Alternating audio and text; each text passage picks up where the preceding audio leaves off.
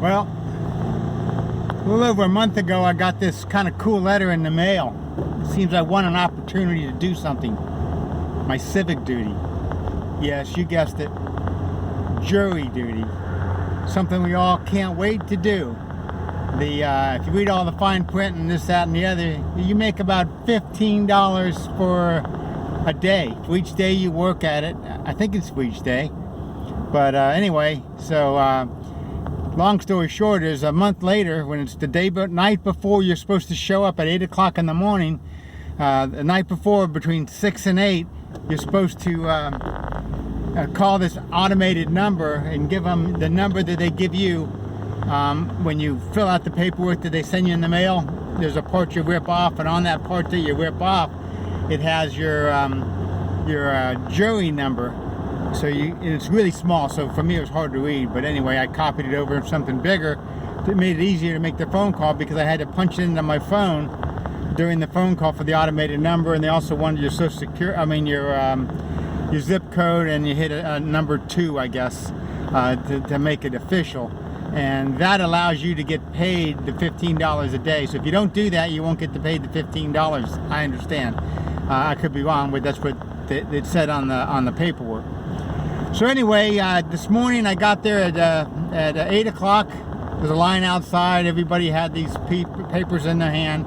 You know, you rip off part of it when you mail it in, or you can bring the whole thing in without mailing it in, and just show that. But anyway, once you get through, you have to go through the security checkpoint, which means you get it be x-rayed or whatever, and put all your junk in a bowl or cup, or if you have a purse, put all that stuff in your purse. Your phone, everything, keys, all that kind of stuff, and then you get wand checked, you know, because you don't have a belt on, just kind of ring it or whatever. But I'm pretty certain they just do everybody. They make them stand arms out, wave the wand on it, all that stuff. But anyway, you end up in a back room, and then you give them. They rip off half of the piece of paper that you have, and that is your juror thing.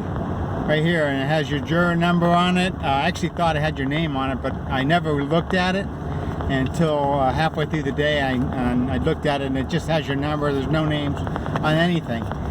So it's put in a plastic thing, and you clip it to your shirt or your collar or whatever in the upper third of your whatever you're wearing. So anyway, you go in this back room and you sit there for like an hour and a half, where they give you a long lecture on you know, the civic duty and what it's all about and kind of what to expect. And then a judge will come in and actually kind of say the same thing, a little more detailed. And what he's basically looking for is to notify you that if there's a reason why you can't be there. It basically tells you how the whole thing works. In reality, very few jurors actually make it to the jury box.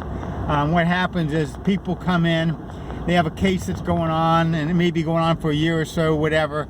And then when it's time to actually go to trial, they need more time, or they're not sure. And then what usually happens is they end up settling. And if they settle out of court, to save them a ton of money. I can't even believe how much they wanted. It was like $4,000 or so a day.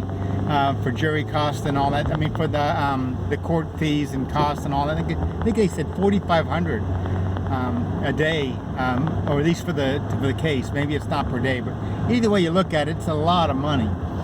So anyway, he talks also about the whole gamut about what to expect. And then he leaves and goes in a back room, and then they come back and talk again, take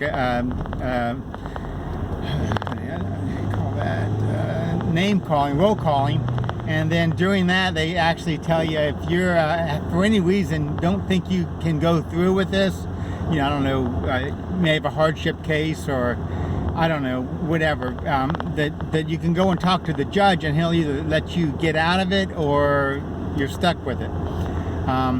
I actually was one of the ones that went to talk to the judge because there's a pending case in my family. Long story short, we're not going to talk about it, but so I went and mentioned to the judge. He said, yeah, no problem. I wasn't actually involved in it. I just, one of the members. but I'm not really involved. And he said besides that, he wasn't going to be sitting on the case, and you know, so it was no problem that I was still eligible to be on the jury duty. Yeehaw, yay. So I didn't get out. So then they divided us up into 3 groups. You know, there was a lot of people there. It filled up almost every chair in the room, and it was a pretty good sized room. I'm gonna have to guess it had to be at least 100 people in there, and probably more than that. So we divide them up in Group A, Group B, and Group C. And Group A, and we sat there all day, and then, I mean, you know, a lot of the day, and then all of a sudden they said, okay, Group A can go to lunch now. They got to be back at 1 o'clock. They left, and about a half hour later, they went through roll call again on who's there, and they said, okay, Group B can now go to lunch and come back at 1 o'clock, or by 1:30. The first group, Group A, was 1 o'clock. Group B was at 1:30. And you could eat at the courthouse. You didn't have to actually go anywhere. And they also had a couple vending machines in the room. They had, you know, sodas and stuff, water, and they had, you know, I don't know, some other stuff. But you weren't allowed to bring your other stuff from home. You had to eat their food or else go out to lunch, which you were allowed to do. And a lot of them did do that, but I just said, heck with it, I'm just going to eat in the courthouse. And so I went to the cafeteria, had a coupon for 10% off. And like an idiot, I forgot to present it, so I didn't get my 10% off. But I had a Coke earlier, I still had with me, and then I had a sub sandwich, meatball sub sandwich, which was pretty good. Not very big, about $6, so it's a little bit expensive, but you know, it wasn't bad. So anyway, I went back in the room and found out that Group C had gone home. They didn't need them. They had settled some cases, they weren't going to need all the jurors. So Group C, which I don't even know what time they were even going to come back, because they were evidently all excused and got to go home. So it's good to be in Group C. You have a better chance of getting out of it if you're trying to get out of it. But to me, I thought it might be kind of interesting. I really wasn't sure if I wanted to go through with it or get out of it somehow. So anyway, went there, and then, you know, after lunch, they called roll call again. And they had Group A, and they gave each member of Group A a number, 1, 2, 3, 4, whatever, up to whatever the final number was. He called their name, said, you're number 1. Number 1 walked over to the deputy. Deputy gave him a number. They pinned it on their lapel on top of the jury number they already had. And that was their official jury number that they were going to be used, or known for, in the cases that they were going to be distributed amongst, I guess, the 2 courts that they were going to do. And then after they all left, they did a roll call for Group B, and I was in Group B. And then they said they have a couple more emails from some of the judges, but it looked like Group B was all going to be sent home. Waited a couple minutes. Sure enough, Group B was going to be sent home. They had anybody that was getting paid by their employer, because you know, if you get paid by your employer, you don't get paid by the government to go to jury duty. So all those people got up and they left. And then they had the next, the people left sitting there. They asked them which ones, well, they basically passed out a piece of paper, and on the paper it allowed you to donate your $15 to several causes that they had. It was a new program they just started, trying to raise money for some needy programs. And so they gave everybody a form to fill out. If you weren't going to donate, you just handed your form back in, and that's the way that all worked. So I'll be honest, I gave them my form, handed it in. I did not fill it out, so I did not donate because I spent my own money, gas and all that stuff, getting to the courthouse. I bought my own lunch, and all I was going to make is $15, and I lost pretty much a day's pay. It was it's somewhere close to 2 o'clock right now, and I'm nearly home. So I'll donate other times or whatever, but I kind of wanted to see what the check in the mail comes and looks like anyway. So I'm expecting a $15 check for my day service.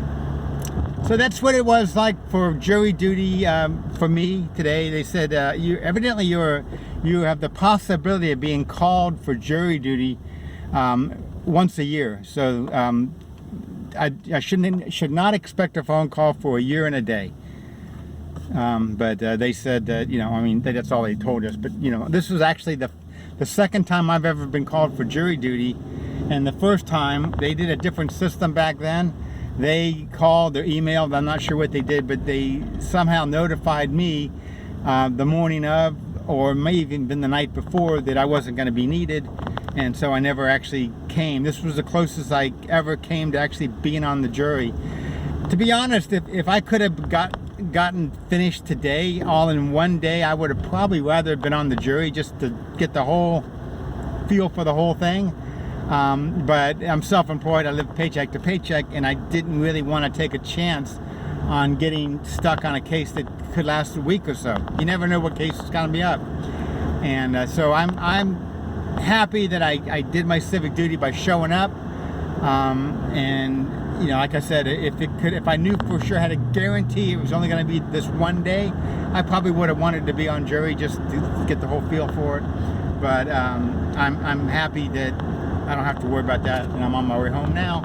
And it's the heat of the day, so I still have a little bit of time as it starts to cool off that I can actually go to work and maybe recover some of my lost wages for today. That's it. That's what it's like to be on jury duty in Brevard County, Florida. Goodbye.